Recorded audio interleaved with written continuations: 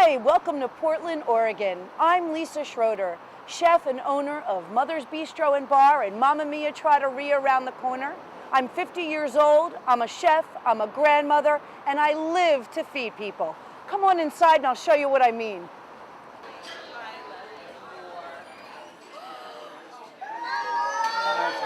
This is my daughter Stephanie, my granddaughter Isabella, my significant other Rob, my son-in-law Jason, and my grandson Taylor. And here's the rest of my family. And this is Darren, and here's Stephanie again, and Marvin, and Jonah. I live and breathe mothers. Mother's Bistro and Bar is all about mothers, motherhood, and mother food. We serve mothers cooking. We have pictures of mothers and children around the walls. And each month we feature the cuisine of a different mother. We tell her story and have her wonderful dishes on the menu. We celebrate motherhood every day. And that's why I want to be part of the Mom Squad, because that's what I am about. It's the essence of who I am and what I do. And I had the realization as I was doing takeout food all the time because I was too busy to cook for my family that there was no place to get mother food. I could get Thai food, Chinese food, Mexican food. But when I wanted the food that I would make if I had the time, there was no place to get it. So back in '92, I realized that what the world needed was a place that served mother food. And that's when the idea for Mothers was born. So I applied to the Culinary Institute of America, and kind of life took its course. I was a single mom, but then my daughter decided to go live with her father. I got laid off from Weight Watchers. My husband had an affair with my best friend. All the signs pointed me up to where I needed to be.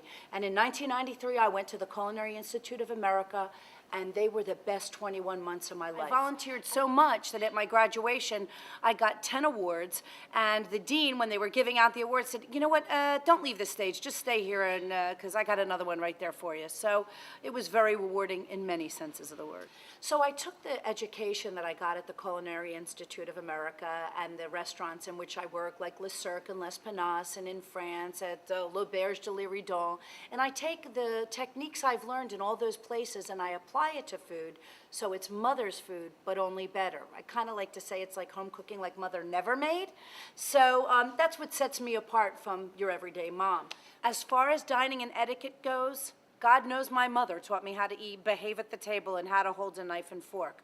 But I've also worked as a server in many restaurants, from Mad 61, Coco Pazzo, and La Madre, as well as working in four-star restaurants like Le Cirque, L'Auberge de l'Iridon, Moulin des Mougins, where I've had to know all about dining and etiquette to be able to be a part of those restaurants. So, well, what makes me a super mom? Well, I am a mother, I'm a grandmother to 2 wonderful grandchildren, I'm the executive chef of both my restaurants, I'm also the general manager of both my restaurants, but that's not enough. I have to volunteer for many things. I'm the honorary chair of the Our House Dinner Series for people with the latter stages of AIDS. I assist the Bradley Engel House for survivors of domestic violence. I'm on the advisory board for the American Dairy Council and the board of directors for the Oregon Restaurant Association, and basically I give what I can whenever I can. Oh, and I did just get done writing a cookbook. Yep. Okay. Watch your fingers. Okay. Try to barely move your knife. And 1 second. Stop for a second. Put your fingers together like this. Hold it like that, and let your finger right here stop the knife from moving forward. Okay. Excellent. Okay. Okay, we're getting good. There slowly. Let's see how a sharp knife does the trick. Yeah. Good. Oops. Yep. You got it. Look at you. Woo! Yeah. That's my girl. Okay. One other ingredient is roasted garlic, but I'm going to show you real quick how we roast our garlic. Yes. He is. Buy whole garlic. Okay. And what you want to do is just cut off the bottom third, exposing all the cloves like that. And then I'm going to show you what else to do, but let me see you do it. Does it matter which side do you do? Yes, you want it because that's a great question. Okay. This holds the whole thing together. If you cut this side off, they all fall apart. Okay. So if you cut the bottom part, this will, the top part will keep the whole head of garlic together. So go ahead and just cut the bottom third. Okay. That's my girl. Okay. And now what you want to do is take some aluminum foil, put the garlic inside, sprinkle it with a little salt and pepper. And over here we've got some olive oil, a little drop of olive oil. Okay. Wrap it up, put it in a preheated 350-degree oven, Okay. probably for about an hour. And then Okay. you'll check it, and usually when it's done, you just have to squeeze out the garlic, and it's there. Perfect. When you make an omelet, you have to cook the inside before you cook the outside, because if you're waiting for the outside until you cook the inside, forget about it. Then you don't have a nice omelet, it's a Okay. mess. Okay. So the first thing we're gonna, now you can learn how to flip a pan like me, or you can take a rubber spatula and give it a mix. Go ahead, give that a mix. You know, I always talk about my daughter, I always point her out, I say, this is my best dish. You know, it's the greatest creation. It's a beautiful thing, and it's unconditional love. And it's really wonderful to have a relationship in this world that is forever. And I will forever be her mother, and she will forever be my daughter. And no matter what, through thick and thin, and whatever life takes us, there's always the love between the two of us that will never die. And the second greatest thing about motherhood is being a grandmother. I mean, all these ladies, they tell you, oh, being a grandmother, it's so great. And I'm like, oh, yeah, okay. Oh my God, it's everything it's cracked up to be. There's nothing like the love that my grandkids have for me. And when they come and see me and they hug me and they say, Mama Lee, that's what they call me, there's nothing better in this whole universe than that love. So it's unconditional love times 2. Now we've got the basil we cut, and may I say you did a beautiful job. Thank you. Not too shabby, a pinch, not all that, because it's basil has a lot of flavor. You don't want to kill them with too much. Good. And now about a teaspoon's worth of roasted garlic. Go ahead and give that a stir. Okay. Now we're going to let this cook just a little bit while we start the omelet outside. All right. Because the trick about a good omelet is cooking the top without browning the bottom. And this is something I learned when I was a cook at Le Cirque. That's always my issue.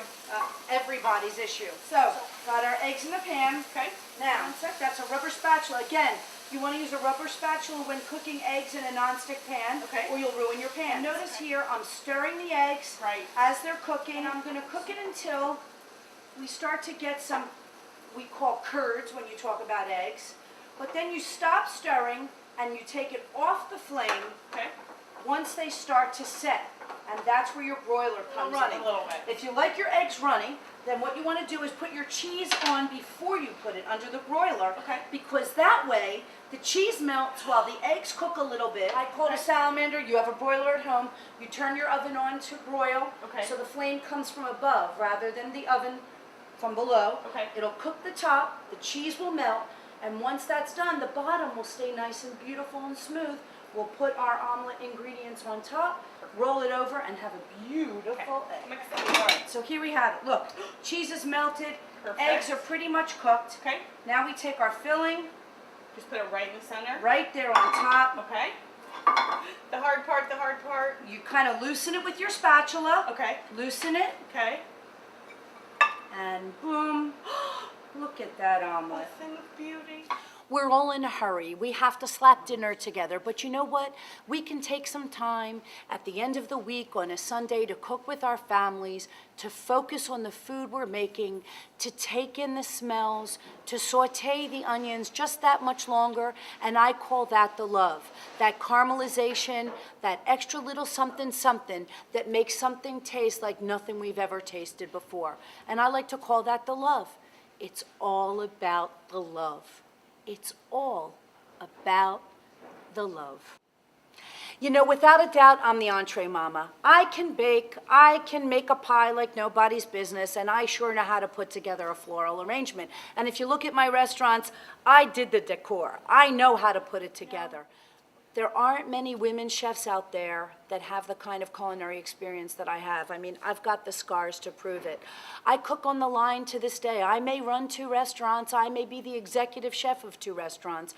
But on Sunday afternoon, when we're cooking brunch for 700 people, I am there on the line calling the tickets. The bottom line is I really know how to cook. And you're not going to find many women out there that have worked in professional kitchens, 4-star restaurants, who've given birth and can still fry an egg like nobody's business. Thanks for joining me and my family and considering me for part of the Mom Squad. And remember, it's all about the love. It's all about the love.